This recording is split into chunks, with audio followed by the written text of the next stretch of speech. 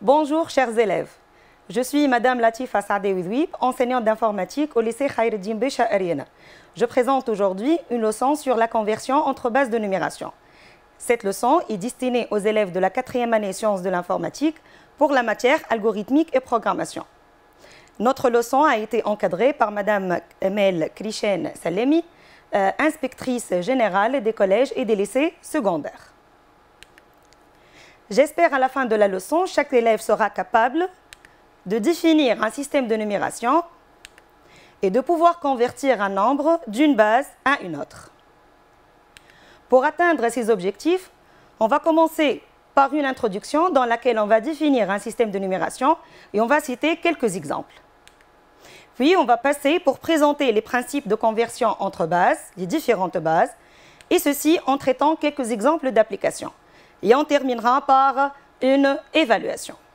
Pour vous mettre en situation, vous savez que le pied est une ancienne mesure de longueur qui, comme son nom l'indique, correspond environ à la taille d'un pied humain. Mais ton grand-père l'utilise encore pour mesurer les dimensions de sa ferme. Le problème ici, que pour clôturer la ferme, il t'a envoyé les dimensions mesurées en pied pour lui commander une clôture en bois. Que vas-tu faire dans ce cas? Soit tu vas laisser ton grand-père régler cette affaire tout seul, mais je suppose que c'est méchant envers nos grands-parents.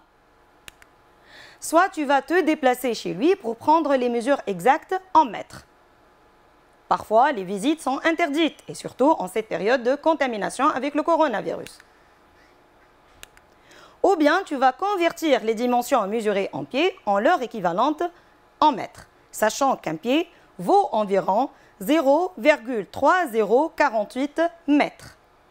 Vu que le pied et le mètre sont deux systèmes de mesure différents, on doit passer forcément par la conversion. Le système de mesure est en fait un système de numération. Et un système de numération permet de compter des objets et de le représenter sous forme de nombres en utilisant des symboles bien spécifiques. Par définition, un système de numération est une méthode de comptage fondée sur une base de numération qui est un entier supérieur ou égal à 2. Citons quelques exemples. Dans la plupart des civilisations, il a été toujours naturel de compter avec les 10 doigts. Dès notre enfance, on a compté en utilisant les 10 doigts. Le système adopté est donc le système décimal. Sauf que, il est possible que dans les temps anciens, ils ont compté sans utiliser les 2 pouces. Donc, le système adopté ici, c'est le système octal, la base 8. Tout composant électronique peut soit bloquer le courant en compte 0, soit le laisser passer en compte 1. Le système adopté est donc le système binaire, la base 2. Ainsi, le code de couleur est représenté dans le système hexadécimal, la base 16. La couleur verte qui est devant vous admet le code hexadécimal 59FE42. S'il s'agit d'une base de numération B, le système sera doté par B chiffres allant de 0 à B-1. Les nombres binaires seront par conséquent formés par des chiffres 0 et 1. Les nombres octaux seront formés par les chiffres allant de 0 à 7. Les nombres décimaux seront formés par des chiffres allant de 0 à 9. Et tout nombre hexadécimal sera forcément formé par des chiffres allant de 0 à 9 et de A à F. Ici, les valeurs qui sont supérieures ou égales à 10 seront représentées par convention par des lettres alphabétiques majuscules comprises entre A et F. La valeur 10 lui correspond à la lettre grand A, la valeur 11 lui correspond à la lettre grand B, la valeur 12 lui correspond à la lettre grand C, la valeur 13 lui correspond à la lettre grand D, la valeur 14 lui correspond à la lettre grand E et la valeur 15 lui correspond à la lettre grand F. Vu que l'ordinateur est une machine électronique et programmable, la mémoire de l'ordinateur conserve toutes les données sous forme numérique. Chaque caractère admet un code numérique dit code ASCII. Par exemple, le code ASCII associé à la lettre petit a est égal à 97. Celui de petit b sera égal à 98. Le code ASCII de la lettre A majuscule est égal à 65. Par la suite, celui de grand B sera égal à 66. Et ainsi de suite. Le code ASCII, par exemple, de la lettre K est égal à 75.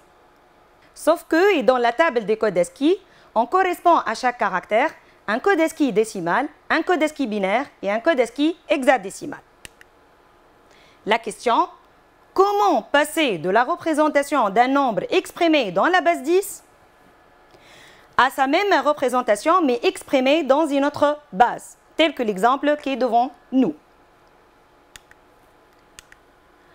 On doit passer par les étapes suivantes.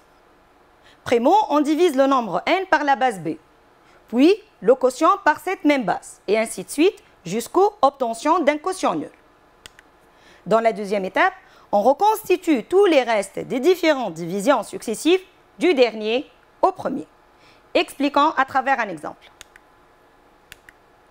Pour le nombre 75 qui représente bien le code ASCII de la lettre grand K, on va le convertir dans la base binaire, c'est-à-dire b égale à 2. Si on applique le principe déjà énoncé, 75 dans la base 10 sera égal à 1, 0, 0, 1, 0, 1, 1 dans la base binaire.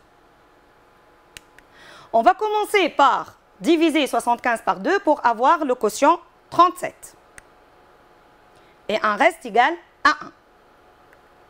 On continue avec la valeur 37. On va la diviser encore par 2 pour avoir le quotient 18 et le reste 1. Je continue avec 18. Divisé par 2 va donner 9 et le reste 0. 9 par 2 va donner 4 et le reste 1. 4 par 2 va donner 2 et le reste 0. 2 par 2 va donner 1 et le reste 0. 1 par 2 va donner 0 et le reste 1. Ici, on atteint la condition d'arrêt puisque le quotient est nul. D'après le principe que nous avons énoncé, on doit reconstituer les restes du dernier au premier. Et le résultat sera égal à la chaîne binaire 1, 0, 0, 1, 0, 1, 1. Proposez un algorithme d'une fonction qui permet de convertir un nombre décimal n en son équivalent binaire. Voici une solution proposée par l'un de vos camarades. D'ffn convertir décimal binaire, il a passé un nombre décimal n en paramètres pour retourner en résultat une chaîne de caractères. Cette chaîne est initialisée au début à la chaîne vide. Il a utilisé la structure répétitive à condition d'arrêt jusqu'à ce que n soit égal à 0. À l'intérieur de cette structure, il a concaténé à la chaîne CH le reste de la division de n par 2, puis il a remplacé le n par n div 2. Enfin, il a affecté la chaîne CH à la fonction convertir décimal binaire, fin fonction convertir décimal binaire. Mais est-ce que cette solution est correcte? Non. Pourquoi? Notre camarade a concaténé le reste sous son format numérique à la chaîne CH. Donc l'erreur ici, il doit convertir ce reste en une chaîne, puis il va le concaténer à gauche pour qu'il reconstitue les restes du dernier au premier. Soit par exemple, R reçoit n modulo 2, n sera remplacé par n div 2, il va convertir le R en une chaîne CH1, puis il va concaténer CH1 à gauche du CH. Et voici une solution d'une fonction qui permet de convertir un nombre décimal en binaire. Passons maintenant pour convertir la même valeur décimale 75, mais dans la base hexadécimale. 75 dans la base 10 est représenté par la chaîne 4b dans la base 16. Pour avoir ce résultat, on va appliquer le même principe. On va diviser 75 par 16 pour avoir le quotient 4 et le reste 11. Mais nous avons dit précédemment que lorsque les restes sont supérieurs ou égaux à 10, on doit les représenter sous forme de lettres hexadécimales ou bien des lettres majuscules qui sont par convention dans l'intervalle AF, comme si présenté devant vous. Donc, le reste 11, lui, correspond la lettre majuscule grand B. Pour générer cette valeur, on peut utiliser l'instruction suivante. CHR de 11 plus 55. Pourquoi la valeur 55? Je rappelle que le code ASCII de grand B est égal à 66. 66 moins 11 est égal à 55. On continue avec le quotient 4, on le divise par 16 pour avoir 0 et le reste 4. En récupérant les restes du dernier au premier, on va avoir la chaîne 4b. Proposez un algorithme d'une fonction qui permet de convertir un nombre décimal n en son équivalent hexadécimal. Voici une solution proposée par l'un de vos camarades. Donc, dffn convertir décimal hexadécimal, elle prend en paramètre l'entier décimal n pour retourner une chaîne de caractères en résultat. Cette chaîne est initialisée à vide. Il a utilisé la structure répétitive à condition d'arrêt, répétée jusqu'à n égale à 0. À l'intérieur de cette structure, il a calculé le reste R, R reçoit n mod 16. Il a remplacé le n par n div 16. Puis, il a converti le R directement en chaîne de caractères. Puis, il l'a concaténé à gauche de la chaîne CH. Enfin, il a affecté le résultat à la fonction convertir décimal hexadécimal, fin fonction. Mais est-ce que cette solution est correcte? Réfléchissez bien. Non, la solution n'est pas correcte. Pourquoi? Dans l'exemple que nous avons traité ensemble, nous avons trouvé des restes qui sont inférieurs à 10 et d'autres qui sont supérieurs ou égaux à 10. Dans ce cas, il va convertir directement les restes qui sont supérieurs ou égaux à 10, il va les concaténer à la chaîne CH. Donc, on doit passer par faire les tests nécessaires pour récupérer les lettres correspondantes à chaque valeur qui est supérieure à 10. Par exemple, si R est inférieur à 10, on le convertit directement en une chaîne CH1. Sinon, on utilise la formule ou bien l'instruction que j'ai présentée avec l'exemple précédent. CH1 reçoit CHR de R plus 55. Et CH reçoit CH1 plus CH. Et voici une solution d'une fonction qui permet de convertir un nombre décimal en hexadécimal.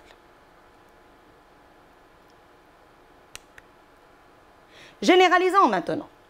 Soit n un nombre décimal et b une base de numération donnée en paramètres. On va déduire ensemble l'algorithme d'une fonction qui convertit le nombre décimal n à la base b. On va s'inspirer de la fonction qui convertit le nombre décimal en hexadécimal. D'après vous, qu'est-ce qui va changer dans cette solution?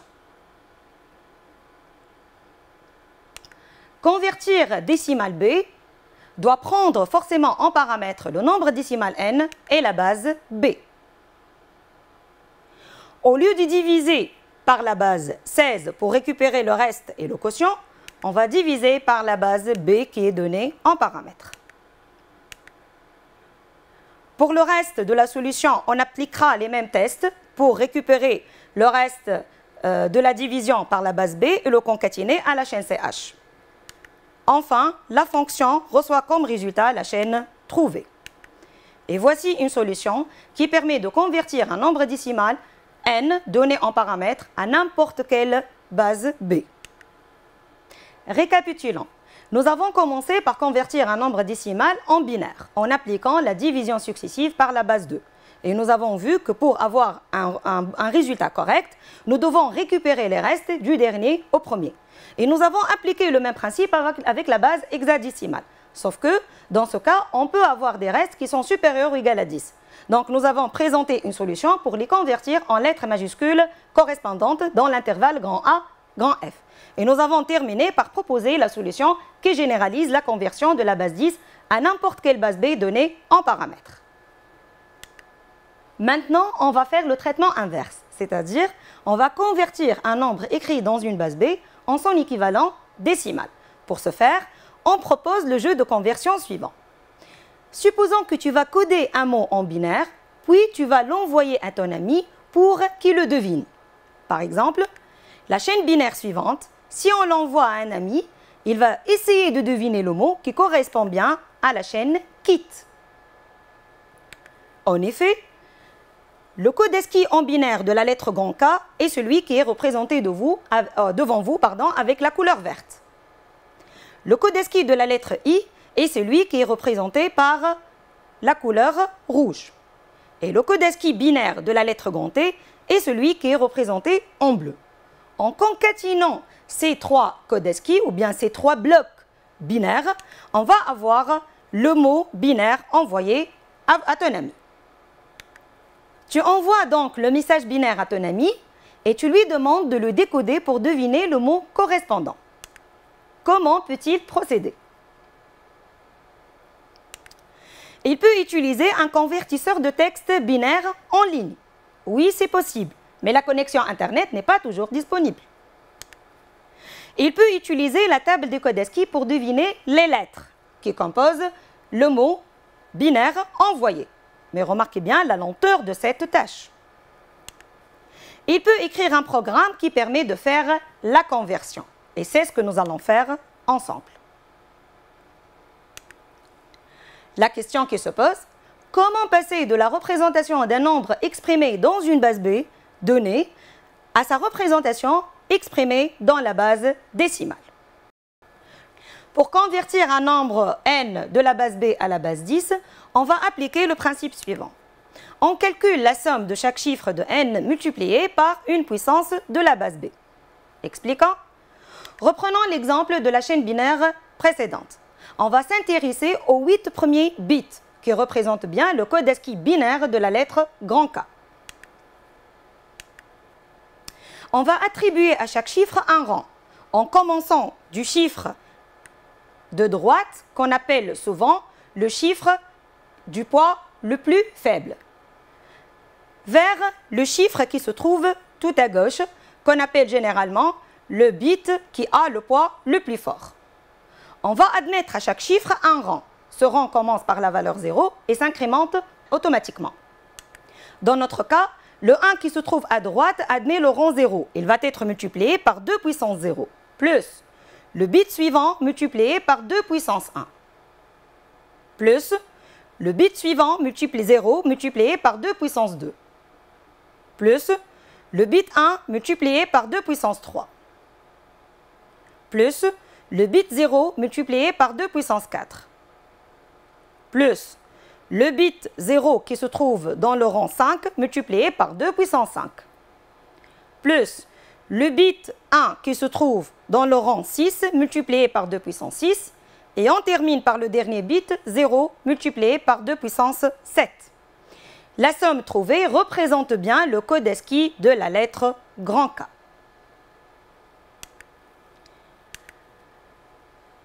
Le nombre binaire 01, 00, 10, 11 est représenté dans la base 10 par la valeur 75.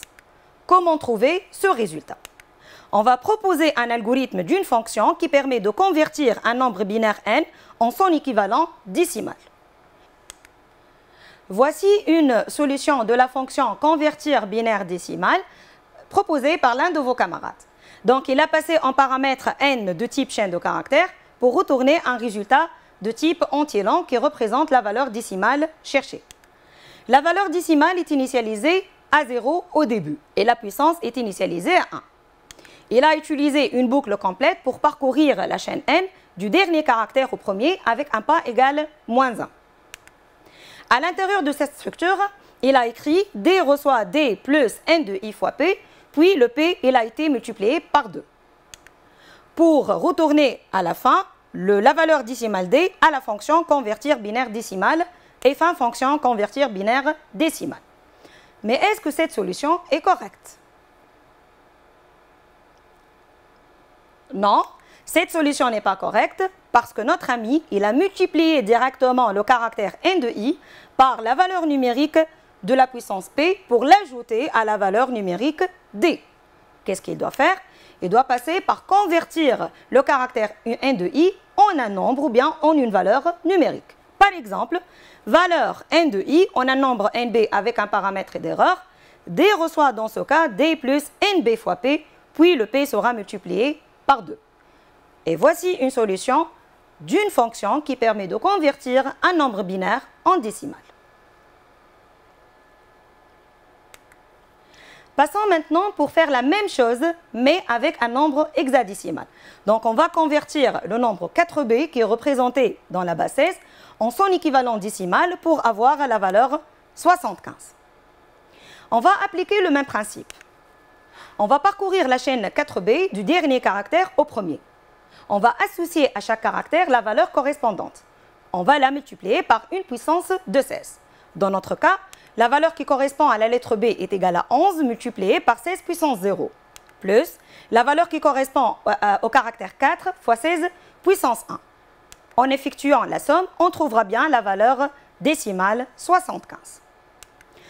Proposez un algorithme d'une fonction qui permet de convertir un nombre hexadécimal n en son équivalent décimal. Voici une solution de la fonction convertir hexadécimal décimal proposée par l'un de vos camarades.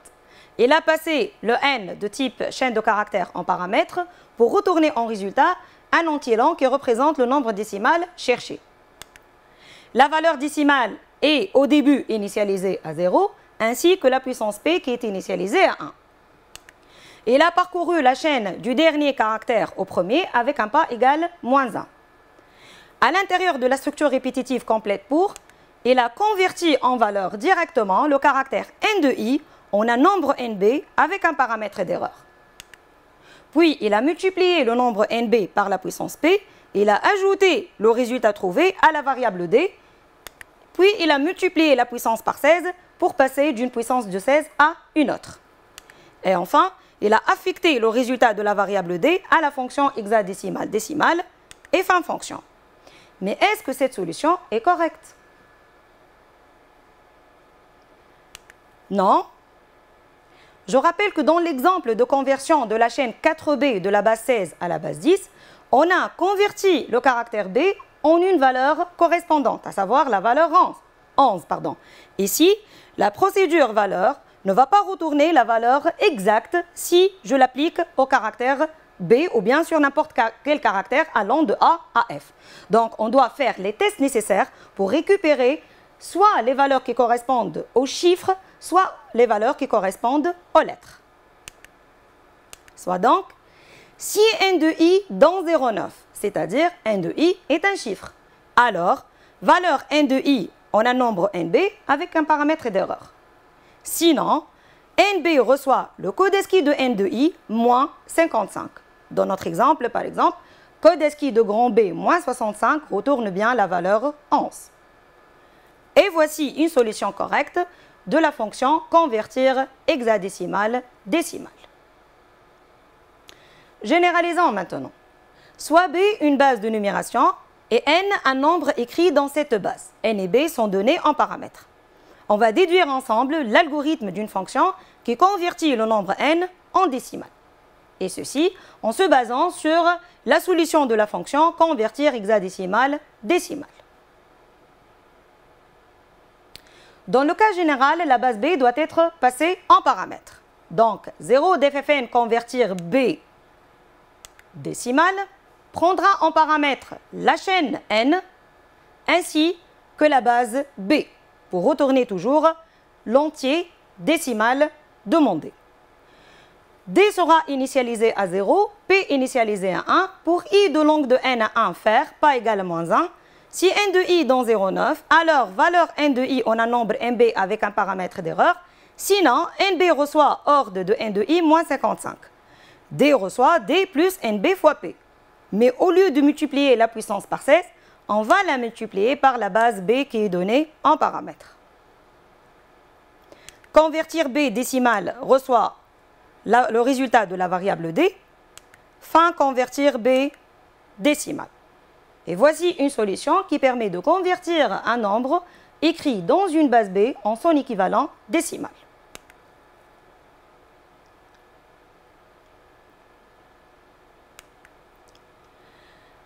Maintenant, on va convertir un nombre d'une base B à une autre base B2. Par exemple, comment convertir un nombre hexadécimal de la base 16 en son équivalent octal, c'est-à-dire la base 8. Par exemple, le nombre 4b écrit dans la base 16 à quoi égal dans la base 8? Est-ce qu'on peut deviner directement le résultat? Non, on peut passer par exemple par la base 10. On convertit 4b de la base 16 à la base 10 pour avoir la valeur décimale 75. Cette dernière sera elle-même convertie de la base 10 à la base 8 pour avoir le résultat octal 113. Donc, 4b dans la base 16 est représenté par la valeur octale 113. Pour convertir un nombre n d'une base B1 en son équivalent en une base B2, on peut passer par la base 10. Soit n un nombre écrit dans la base B1, Pour récupérer son équivalent décimal, il suffit de faire appel à la fonction convertir b décimal que nous l'avons vu précédemment en passant en paramètre le nombre n et la base B1. Elle va vous renvoyer un résultat décimal DEC écrit dans la base 10. Ce dernier sera lui-même converti à la base B2. Comment? En faisant appel à la fonction convertir décimal B qui prendra en paramètre le nombre décimal DEC et la base B2. Soit donc, le nombre n dans la base B1 est égal au résultat res dans la base B2. Nous avons vu jusqu'au maintenant comment passer de la base 10 à n'importe quelle base B et comment passer de n'importe quelle base B à la base 10. Et nous avons terminé ensemble pour présenter le passage général qui vous permet de convertir un nombre n écrit dans une base B1 en son équivalent écrit dans une autre base B2 et ceci en passant par la base 10. Terminons maintenant par une évaluation. Pour chaque proposition, cochez la bonne réponse. Dans cette première question, quelle est la valeur hexadécimale qui représente le nombre décimal 510? Est-ce qu'il s'agit du 14 15 1 ou bien 1 15 14 ou bien 1 FE ou bien EF1? Je rappelle que pour convertir un nombre décimal en hexadécimal, il suffit d'effectuer des divisions successives par 16 et récupérer à chaque fois les restes du dernier au premier. Dans notre cas, 510 divisé par 16, ça donne 31 et le premier reste est égal à 14. 31 par 16, ça donne 1 et le deuxième reste est égal à 15. 1 par 16, ça donne 0 et le dernier reste est égal à 1. Je rappelle que nous avons vu dans notre cours que lorsque les restes sont supérieurs ou égaux à 10, on doit les transformer en des lettres hexadécimales correspondantes. La valeur 15 lui correspond à la lettre majuscule grand F et la valeur 14 lui correspond à la lettre majuscule grand E. Donc, par élimination, les deux premières propositions sont incorrectes. Et nous avons dit aussi qu'on doit récupérer les restes du dernier au premier. Donc, la solution correcte est 1 FE. Dans la deuxième question, quelle est la plus proche base à laquelle appartient le nombre 4B9? Est-ce que c'est la base 10, ou bien la base 12, ou bien la base 16? Je rappelle que lorsqu'il s'agit d'une base B, les chiffres utilisés varient de 0 à B-1, c'est-à-dire la valeur maximale, elle est égale à B-1 parmi ces chiffres. Pour trouver la base, il suffit de deviner la valeur maximale parmi les chiffres et lui ajouter 1. Dans notre cas, dans la chaîne 4B9, la valeur maximale est égale à 11. Si je lui ajoute 1, ça vaut bien la base 12. Donc, la plus proche base à laquelle appartient la chaîne 4B9 est la base 12. Dans la question 3, la valeur binaire correspondante au nombre décimal 75 est égale à 1, 0, 0, 1, 0, 1, 1. Que sera la valeur binaire correspondante au nombre décimal 76 parmi les propositions suivantes? Sachant que 76 est égal à 75 plus 1, donc il suffit d'ajouter 1 à la représentation binaire correspondante à la valeur 75. Pour ce faire, on doit présenter les règles d'addition dans la base binaire. 0 plus 0 égale à 0, 1 plus 0 égale à 1, 1 plus 1 égale à 0 et on retient 1, 1 plus 1 égale à 1 et on retient 1. Si on fait l'addition de deux nombres binaires, le résultat sera lui-même un nombre binaire. Donc, par élimination, les deux premières propositions sont incorrectes puisqu'elles contiennent le chiffre 2. Appliquons l'addition dans notre cas. 1 plus 1 égale à 0 et on retient 1. 1 plus 1 égale à 0 et on retient 1. 1 plus 0 est égal à 1. et les autres bits restent tels qu'elles sont. Et le résultat correct est 1 0 0 1 1 0 0. Chers élèves, notre leçon est achevée. J'espère qu'elle vous a été utile. Je vous remercie pour votre attention et bon courage pour l'examen national.